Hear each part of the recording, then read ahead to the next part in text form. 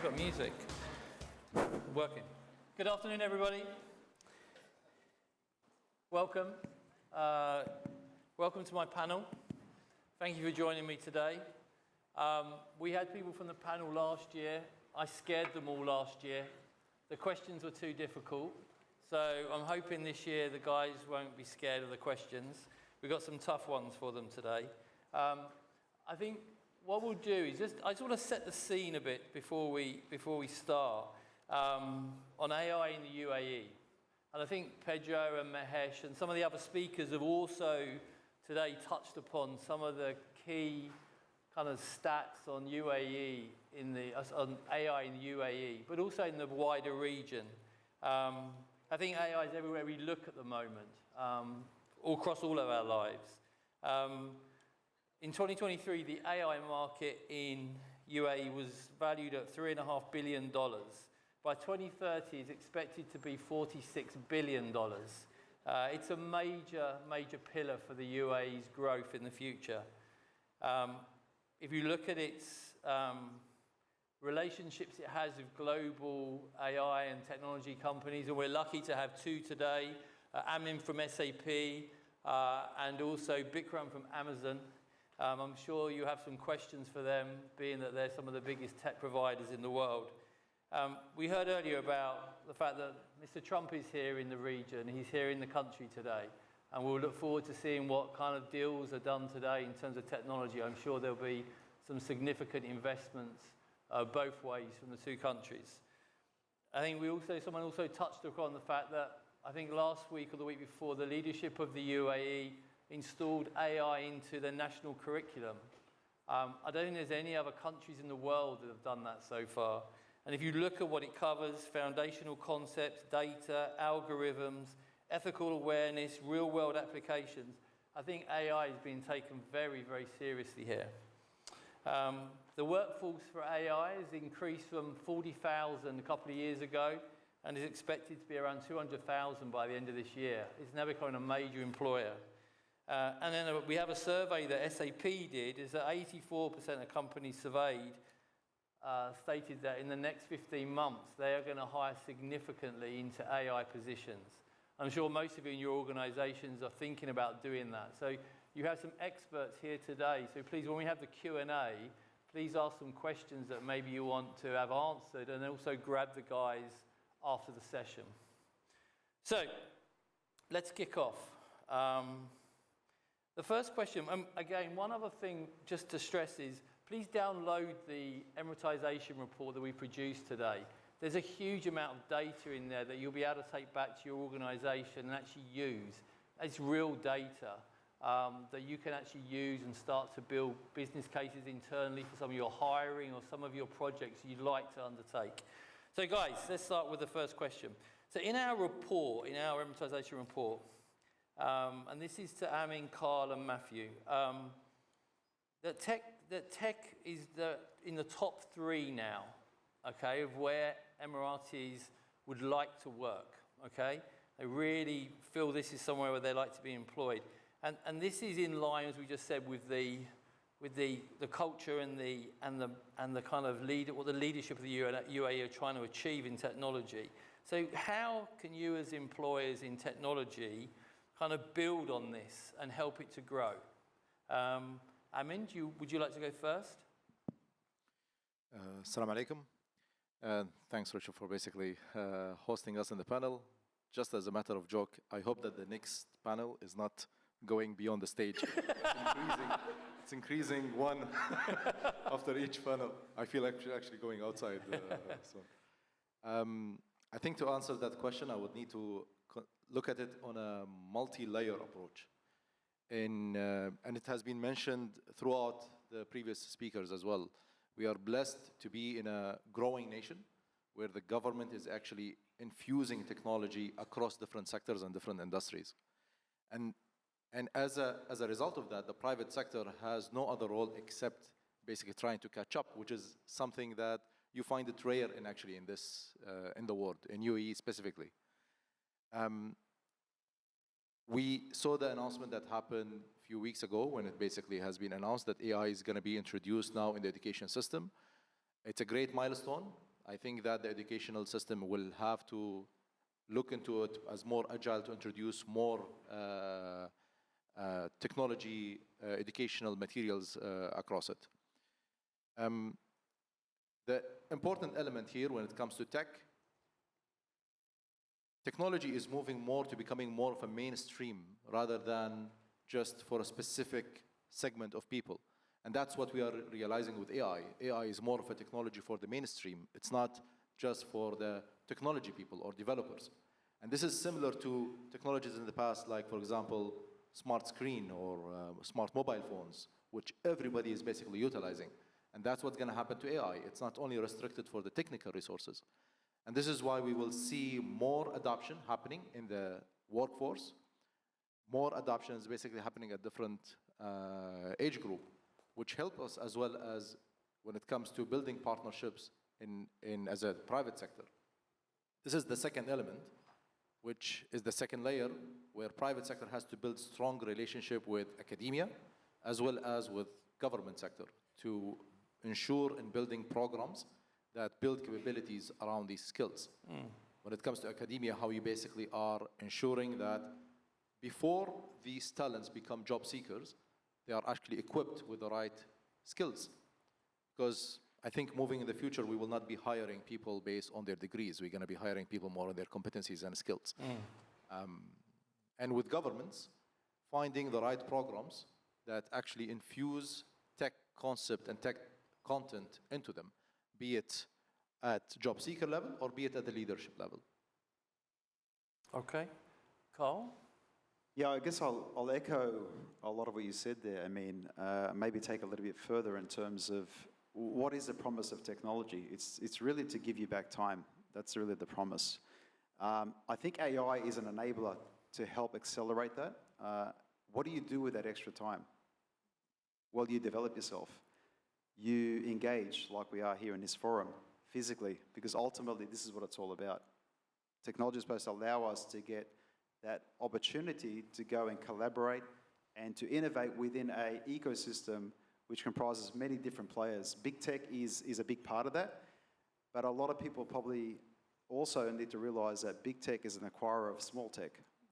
And the innovation happens on the ground in a lot of instances, and then gets acquired or accelerated through those investments.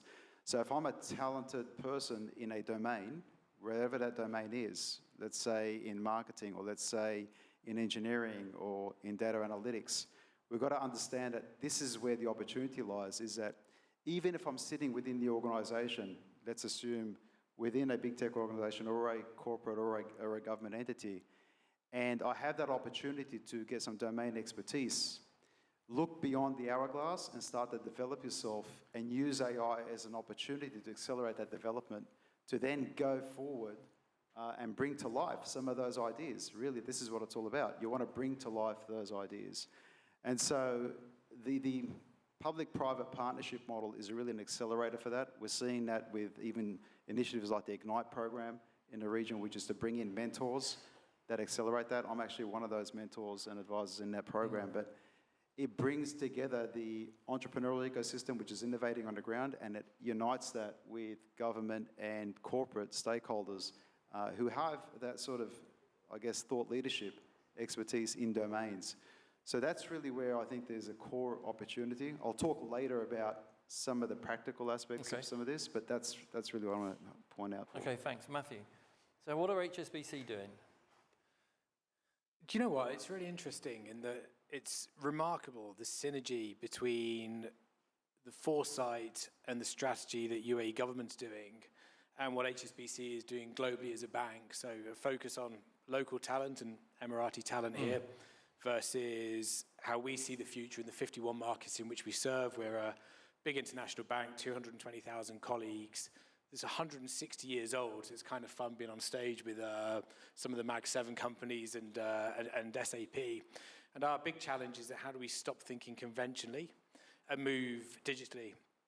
Our view is, and again, it's a bit aligned with UAE government, by 2030, there's fairly severe talent shortages in 50 of those 51 markets. So talent surplus in India.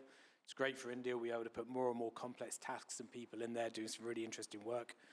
hopefully great for the rest of us, because as long as you remain employable, you'll be successful and you'll be well rewarded and have a good career. And we think it's going to, the war for talent will get harder and harder. So we're really betting on effectively skills-based hiring. We think the future is that ability to look at skills adjacency and where can we go and get different types of talent from. That then comes into how effective is your EVP? How do you articulate that career journey of what is banking to somebody who's never worked in a bank? And what are the roles available and the careers available in something like HSBC, where it's not just all about banking. We've got a really rich, eclectic mixture of careers, many of which don't touch other people's money. It's all sorts of tasks and activities. And then the shift in skills. And I was on a call yesterday, a global call with the various heads of recruitment we've got around the world, in terms of how that skills mix shift over the next 4 or 5 years, and the amount of engineers that we're going to have to find and train. And there's a supply issue. There's simply not enough people. So I think it's a great opportunity where I think the foresight used by UAE government to spot what's about to happen, and isn't that always difficult? It's fairly easy, I think, in HR to look back retrospectively at data, and you know your attrition, you know your skills mix, so on and so forth. But what's about to happen is much more interesting. It's kind of like I suppose, the talent marketplace that's a bit like the stock market. We all like to think we're good at predicting until something like tariffs comes up and you see your stock plummet a little bit. So we think we've got a good line on the future. Very simply, at a high level, 2 buckets of skills: social competence and digital literacy. And they fall down into a number of other categories. But if you're good at one or both of those, you're going to remain employable in some way, shape or form. And then can you use intelligence to connect with that talent, bring it in, and then give it a journey that is beyond just hiring? So what's that skills runway look like? What does the development look like? And I think something that doesn't get spoken about enough, a lot of energy and effort in connecting, building your EVP, pulling people in. But I think a lot about mid-level management in particular. Who are the individuals who are the great talent cultivators in the marketplace? Emirati or expat, it doesn't matter. As long as that core behavior is, can we tap into that talent? Can we spot the opportunity? Can we find them before they come great? Because technologists, and I think Bikram will know more than anyone, great technologists who are already proven, they are extremely expensive. Great technologists, before they've been proven to be great, they are moneyballed. You know, that's the real value in the game of talent, is can you get to these people before they become world famous? Can you show that runway? And can you get them in a community of talent cultivators who help them to reach potential quickly? Now, the war for talent creates problems because other people will then come and take them. But there's even value in that. You know, there's massive value in your alumni and how they represent you in the market to keep sowing that EVP back. We're lucky in HSBC, we've got a global alumni of 500,000 people. We really work with them to leverage their networks as either boomerangs or who else do they know who can come back and help us capture the right types of talent. A lot of them are conventional bankers. We need more of them to sort of drift out of banking and go into other industries and get into big tech and pull those guys back in. Okay. Right. So there's a question here for Bikram. Okay. So Bikram, I saw a Instagram post of your ultimate boss, Mr. Bezos, who someone said to him, "What have you been doing, Jeff, other than firing females in a spaceship into space, yeah? What have you been doing?" And what he said was, all I've been working on is AI. That's it. Okay? So what can you give us a view of, you know, what's Amazon's approach to AI, and try to help us with how are you bringing Emirati talent on that journey, please, as well, if you could, yeah? Is that thank you. Sure. I think. I mean, it's been said so many times in this forum that AI is one of the most transformational changes of our time. The good thing with Amazon is we've been at the journey for more than a couple of decades now. So it's not like the transformation started in the last few years. It's been at least 20, 25 years. As Jeff said, that's the journey we embarked on much earlier. If we look at how Gen AI and AI has in general evolved in the organization, even when we started in the journey, we set up some foundational principles. We said that we are always going to be working customer backwards. We will not create solutions just for the sake of creating solutions. We want to solve a customer problem. That's the core tenet of what we follow. On top of it, we said we're going to use this technology responsibly. We're going to be pragmatic in what we can do, and we're going to be iterative in our approach. We can't get to, a perfect solution on day one. We're going to iterate. And that's the journey which, Jeff would have mentioned that we've been on that journey. We've been always customer backwards, and we've been working towards that. If you look at today, across Amazon, there are more than 1,000 Gen AI applications. That's huge in terms of scale. Many organizations would have probably 10, 20, 30 applications. We have more than 1,000 applications which are Gen AI enabled across the company in multiple areas, whether it's customer shopping, whether it's advertising, whether it's web services, and the scale is just insane. I'll give you an example of an application we recently launched. It's gone live in US, India, and it's soon going to be scaled globally. It's called conversational shopping. So let's say I want to buy shoes. I want to go for a hike. So what you do is you go on the Amazon app and you say, I want to buy the best shoes for hiking. The system's going to tell, based on all the customer reviews that have happened globally on hiking shoes, it's going to recommend that these are the good shoes. And then you go and say, hey, I want some cushion in my shoes. The system is going to say, well, these shoes, as per customers, have cushion. Then you go and say, I want my shoes to breathe. The systems are going to look into that and say, which is a shoe which breathes, which has a cushion, which is great for hiking. Last thing you can say, hey, I also want durable shoes. I want these shoes to live for the next 5 years with me. So basis that, using Gen AI, the system is going to recommend to you what would be the best shoes matching your applications. So something like that has been iterative. It's been developed over time. It's called Rufus. It's coming to all our shopping platforms. And then one end is that, which is customer backwards. And then there are things which are being developed for our own employees, which Emiratis use, other Amazonians use. We have a culture where we don't make any PowerPoints in the organization. We only write documents. Each document is like 6 pages. And it takes so much hard work. I used to take months writing these documents, which would go to the exec reviews. Any Emirati who comes in has to embrace that culture and start writing those documents. But now we have a tool which helps us with that. This tool is my assistant, it's my partner. So the tool essentially gives me an initial draft of how an Amazon doc should look like, what should be in the doc. And then as I write my doc, I can feed it into the tool, and the tool's going to help it rewrite the way Amazon leaders want to look at it, be specific, be crisp, look at all perspective, pros, cons, and it's going to essentially give me something which would help me cut down my time of working on a document from months to probably a few days. And that's how every Emirati who comes in has access to this technology. They use it, they learn from it, and the good part is they can actually go and iterate, and they can help it improve for other Amazonians. So that's the journey we are on, just to share in terms of what's happening on Gen AI in the organization. I'm not sure if I'm happy about the conversational shopping or actually scared witless about the conversational shopping. It sounds like it could be quite frightening, and our family members could get a bit carried away with some of the shopping that they're doing, right? So I think that could be quite interesting. Let me just go to the other end. We've quoted a lot of statistics today from the report, but there's one that we haven't talked about. We've talked about a lot of positives about people, whether Emiratis being aware and excited about AI. But there was another stat that came out, which was that actually 24% of Emirati job seekers and about 25% of those who are employed are saying they've got absolutely no AI skills. So there's none.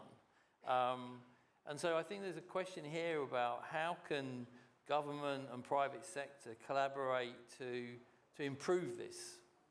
So who's got a view? Subbu, you want to go? Yeah, please. First, let me introduce myself. My name is Subbu. I am the co-founder of Disperse. We are an AI-based learning and upskilling platform. We are a multinational. Josh Burson, who's a very famous HR tech analyst, named us as one of the top 30 HR tech trailblazers. So we build software to help people build capability for their current and future roles. Amazon uses us in 20 countries. HSBC uses us in a few countries. PwC uses us in a bunch of other countries. We were the only company of Asian origin in that list. So to answer your question, on how can the government help in getting the workforce ready? Firstly, I think everybody should start recognizing that prompt engineering is a basic skill for every job.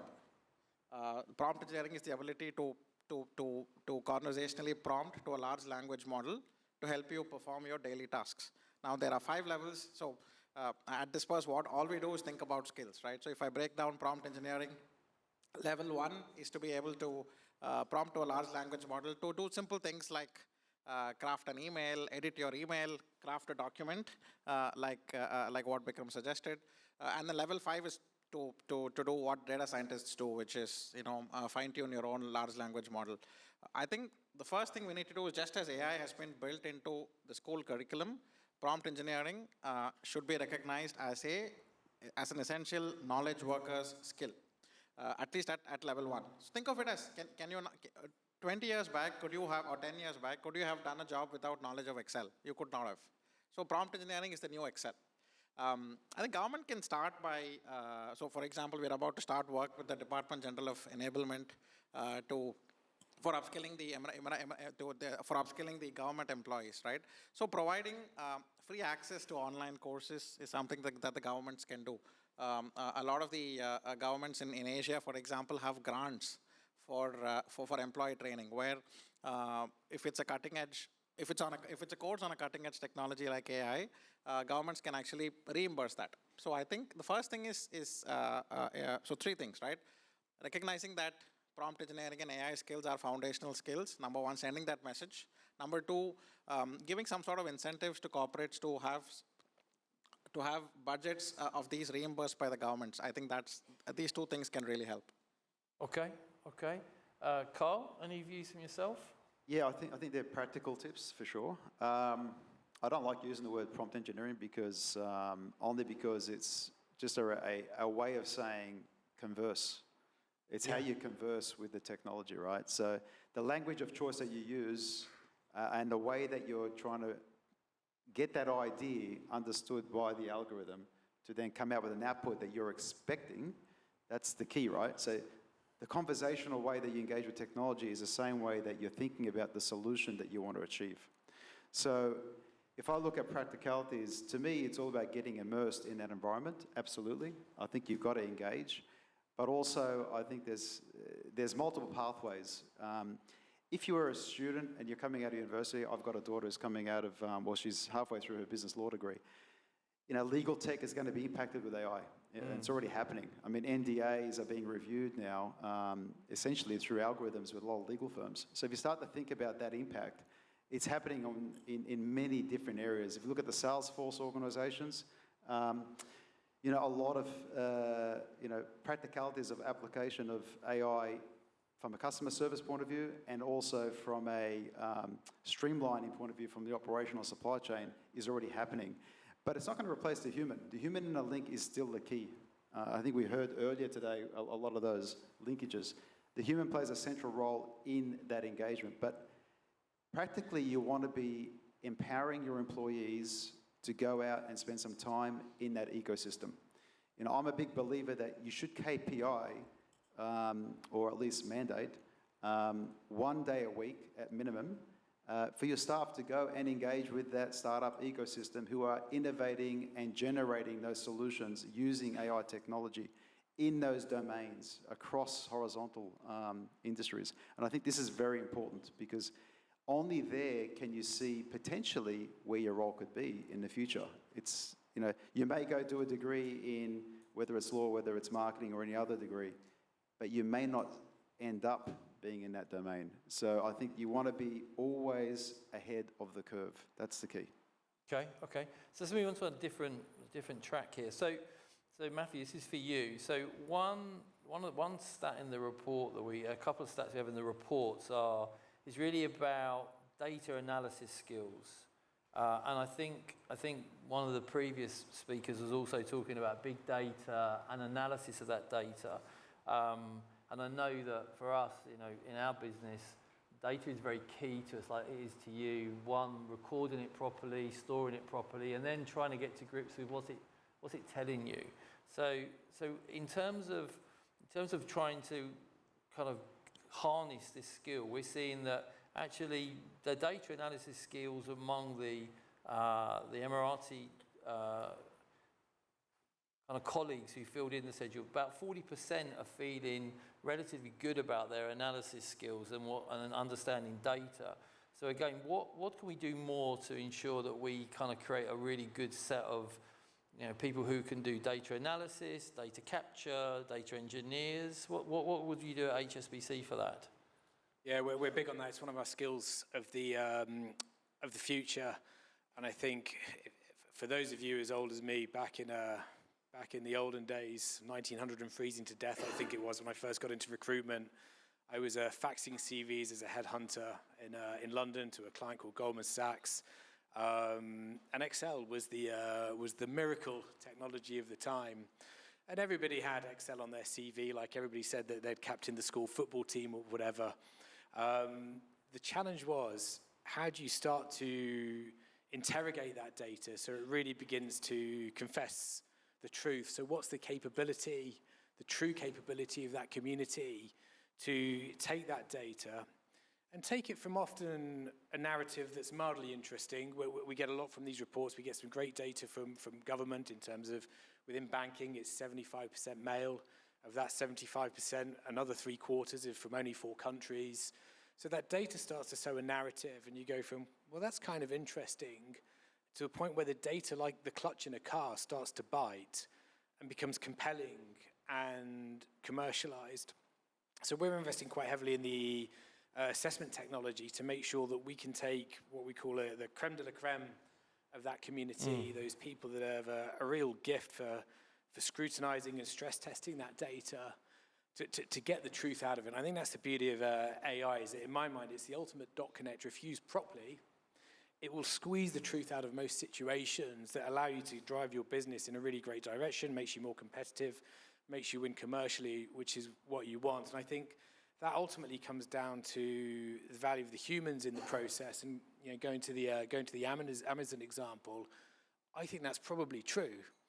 And I think it's probably great that I can go into these algorithms will tell me what it is I should buy. But what if it's not right? And that's the opportunity for the humans, in that for years and years and years, when we've only relied on physical colleagues, people just get buried in transactional, repeatable roles. I always think of the pictures from years ago. Have you seen them in sort of the Industrial Revolution, the old woolen mills, and you've normally got 500, almost always ladies, black and white pictures, lined up, being seamstresses, just sewing and sewing and sewing and sewing. How many of those people had capability beyond that role? Almost all of them, I would imagine. How many of those people could have been the next Einstein? But they never had the opportunity to rise above that, because just stuck in something that today a robot would do for us easily enough. So I think what it really unlocks, if you think that data mastery becomes your greatest shield, and if you can master it, the opportunity to be the innovator, the originator, to challenge, to do some things a little bit differently. And I love what Carl said, and man, I really hope that we and I get to speak independently of this event, in terms of go and have a look at what's going on with a smaller organization. We learn so much from them. Yeah, that's very true. In terms of people that do not have big budgets, they've just got big ideas, and they want to see them grow, and they're really, really trying to bring them to life. And I think in my experience, all of the great ones that we've seen, it starts with people that have mastered the data. And there is a great community here of young Emirati entrepreneurs in particular. I think one of the great things that government have done is they've enabled sort of a side hustle culture that allows these sort of great brains to think, okay, what's the art of the possible here? I can get support from my government. In HSBC, you can get support from the organization. We've got some great incubators, as of pretty much any of the other financial services companies that you hear from today. And I think that's the opportunity to sort of unlock that potential. Okay. And really drive economic growth and great results. Okay, thank you. I think there's a good soundbite there. AI will squeeze the truth out of everything. I have to give credit. There's a great soundbite. I love that.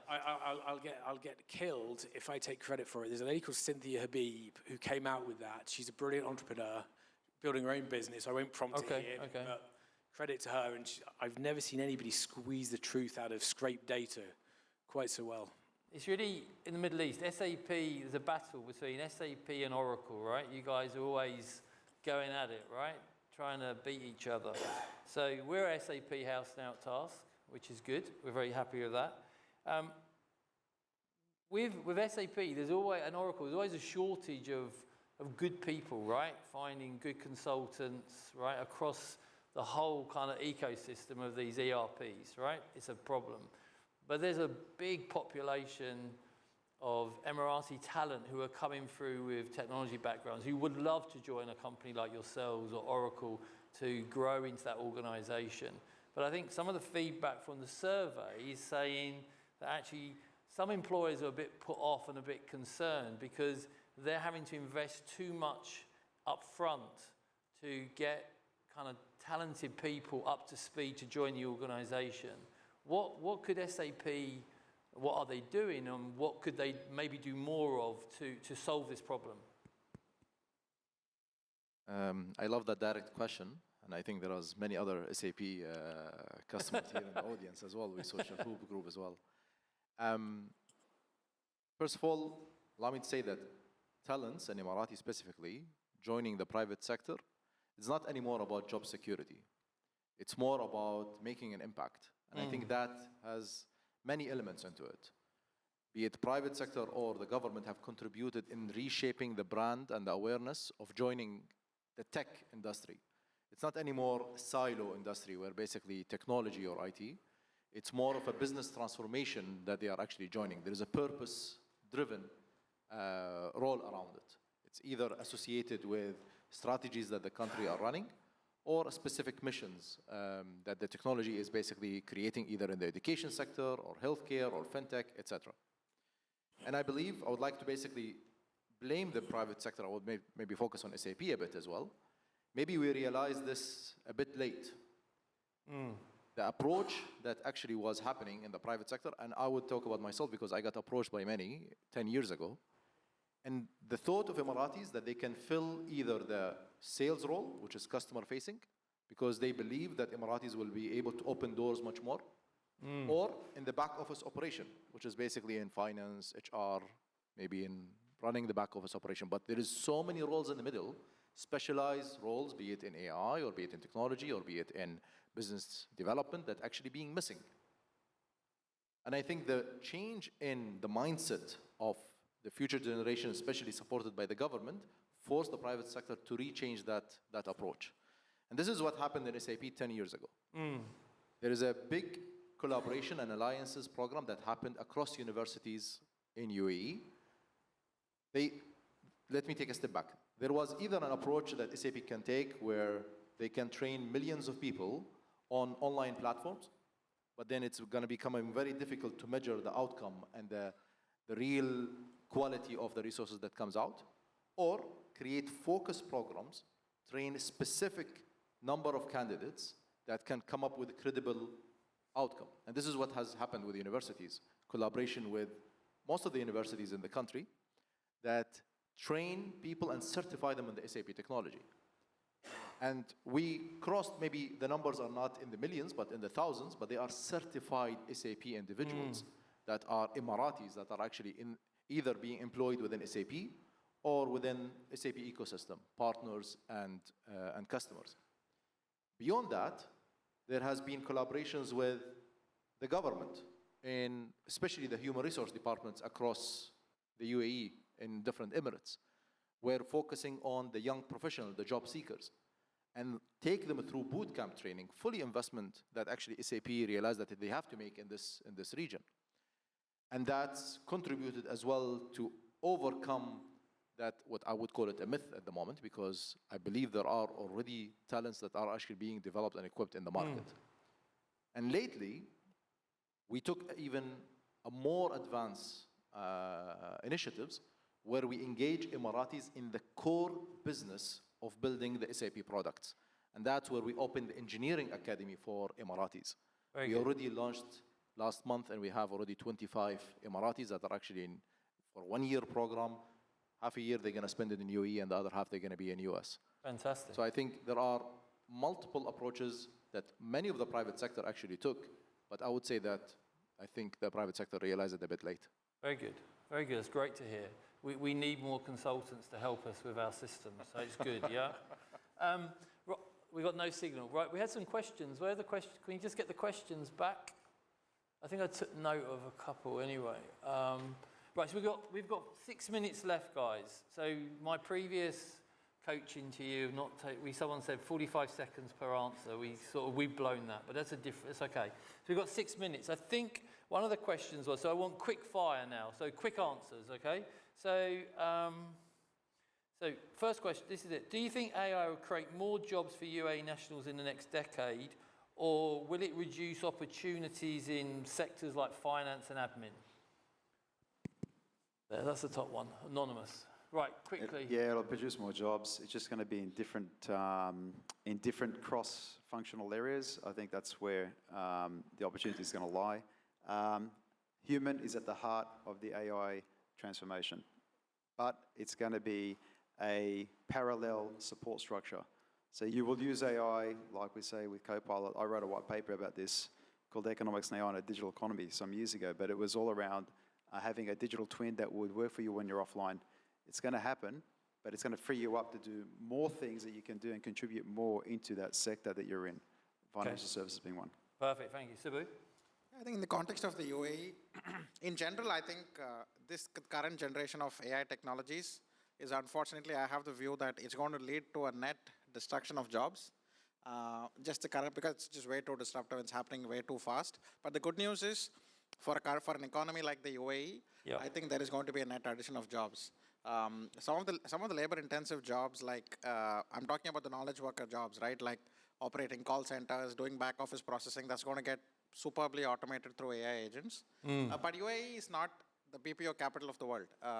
For example, India is. So I would be very worried if I were in India or Philippines. But in the UAE, I think I see a net creation of jobs, absolutely. Okay, perfect. I just want to add that any change of this nature in terms of technology historically has resulted in more jobs. It's just that the jobs have been very different. So you need to upskill yourself and make sure that you're ready for those jobs in the future. And that's the journey that the public and the private sector have been in UAE. So that gives us a lot of comfort. But it's always resulted in more jobs. It's just that the short term, you essentially, as a human, you have this fear, right? Like short term, what's going to be the impact? But long term, it's a big transformational journey we are part of. And I think we are all proud to be a part of this journey at this point of time. And essentially, in the future, there's going to be a lot of different jobs, just that, those jobs would require different skill sets. And that's the journey that we have all got to be in for ourselves. Okay, perfect. Matthew? I think definitely going to create more jobs, because I think it will create economic growth, which typically requires employees in some way, shape or form. I think it will shift. We have to accept that what's gone in the past won't necessarily be the future. Historically, we'd be competing for each other with different jobs. We are going to have digital colleagues come into the workforce. And I think certain roles, it's not that they will be. We can see it now. They are being eroded. If you look at some of how NVIDIA are looking at their organization, the tools and platforms, they look to see which jobs have started lagging behind and no longer necessary, and divert that human energy into the work of the future, I think is a good indicator of things to come. But ultimately, I'm bullish on it, because I think even if we ran a company and deployed the tech, and maybe one or two of us would get shaved off as the tech comes in and does more, the opportunity to do that in a growing economy for that community and that community and that community just grows and grows and grows and grows and grows. So the number of times that task has to be repeated, economy goes up, and therefore there's a requirement for more skill and labor. Okay. Amin, anything to finish with? I can't add more to what has been said, but definitely AI will demand more skill sets, and as a result, will definitely create more jobs. There will be jobs that are going to be enriched, and there are definitely, let's be realistic, there are jobs that are going to be replaced. But the fact that there will be jobs being created, that's every technology transformation that we have faced have created more jobs. Okay. Guys, time is up. I can't believe it. Yeah? We're a little bit early, but thank you very much for your time today. Great conversations, great points. Thank you very much. Thank you, Richard. Thank you, everybody. Thank you, everybody.